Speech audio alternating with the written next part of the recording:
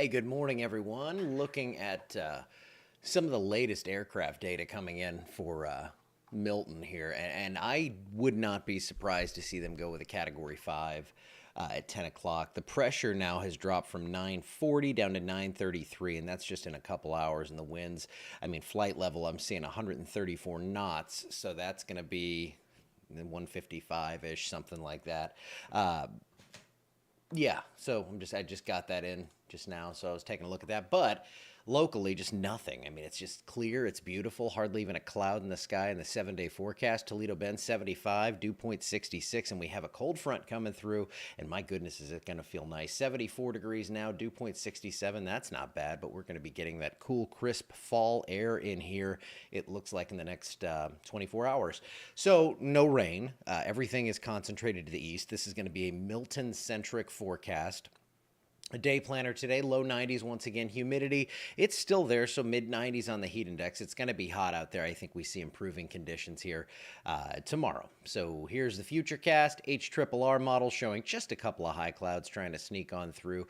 Maybe we get some fair weather clouds later in the afternoon, but that's about it. The Storm Prediction Center, they get a break today. Nothing severe in the way or on the way. So here's what we have with major Hurricane Milton now with 150 mile per hour maximum sustained winds.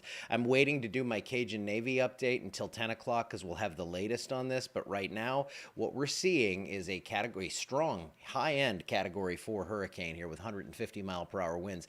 There's that pressure reading at 940 as of, I believe, 805, and that's down to 933 in the last hour. So if we're getting a 7-8 millibar drop in that short of a span, or 2 hours, I'm sorry, it was 8:05 Eastern. So that's still a ton. That's crazy to see a drop like that, 3-4 millibars per hour. So as this approaches, we still have that dry air potentially that's going to try to wrap in as this thing starts to undergo an extratropical transition into becoming a more kind of hybridized mid-level cyclone. It goes away from absolutely tropical characteristics and it acquires frontal characteristics and all these things you don't care about. But the simple thing is it's going to expand. It's a very small storm now, so it's going to expand but weaken as that wind field broadens out. Yes, it impacts more people, but it's not going to be one of those things where we see, at least the way I'm seeing it, I don't think we get a Cat 4 or 5 at landfall. It might even be a 2. You can see it's down to a 1 by the time it gets close to Orlando, and then as it tracks out to the east, away from the Carolinas. Now, they're not going to see anything up in the mountains, but they're going to see a lot of wind and even some storm surge on the backside here along the beaches of North Carolina, South Carolina, Georgia, and eastern Florida. So another one with far-reaching impacts that go beyond just that center. There you see those models. I forgot to pause them in the beginning, but you get the idea. They are locked in on Tampa. So a dip toward the Yucatan Peninsula, that comes up toward Tampa, and it's going to cross very close to that area. Now, it's crucial. If this goes just south of Tampa, yeah, they're going to have problems. But if it goes just north, if it takes that little higher route there, and we get that water to shove up into Tampa Bay, that is going to be a huge problem because even down into Fort Myers, Tampa, all those areas, those big cities on the west coast of Florida, their streets in many areas are still lined with all the garbage from Helene because they had record-breaking storm surge out of that, 6-7 feet into Tampa Bay. So, already just issues, and issues then get compounded on top of that. And one of those is going to be as that surge comes in, you get 6, 8, 10 feet of surge. These waves that come in, you can see the red here up on the key there, that's 15 plus feet. So if you are on a cruise ship today and tomorrow, heading down toward Cozumel, I've had people asking me questions. You're going to be bouncing around. I'm sure they're going to take this further west route, but it is going to be pretty nasty out there. And then those waves only increase over 20 feet as this thing heads in toward Tampa. So you get that surge, you get the big waves on top of that, and that's going to cause some major issues. And then again, on the backside of this, the Carolinas, they're going to see that onshore flow as this is going to pass south, and that circulation pulls that wind in and pulls that surge into the Carolinas, especially South Carolina, Georgia, and the eastern Florida coast. So storm surge is a big problem, and then as you can see, everything kind of relaxes and weakens. The Gulf calms down and all that, but the damage at that point is going to be done.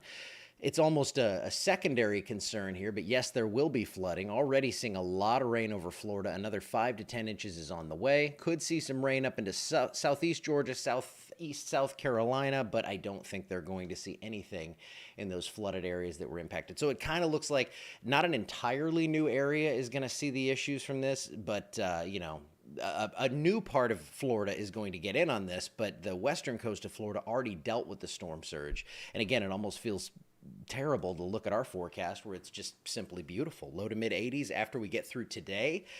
Maybe we creep back toward 90 this weekend. Overnight lows in the mid 50s. I mean, 50s every night through Sunday. No chance for rain in the forecast. And beyond this, it looks pretty dry. I mean, I'm trying to squeeze out a few raindrops looking at this forecast way beyond, but I don't see anything. So just to kind of bring you that news, I mean, I don't see anything in the next 2 weeks still. It's about the end of where I kind of trust what the big patterns are going to be doing here. But near or slightly above normal temps. That's what we've been saying for a while here. So it looks like some 80s in the day and 50s at night. So no rain, I know. 2 weeks at least from what I'm seeing. I don't see anything definitely in the next 10 days. So I'm going to get on out of here. I'll be going live on the United Cajun Navy page around 10 o'clock.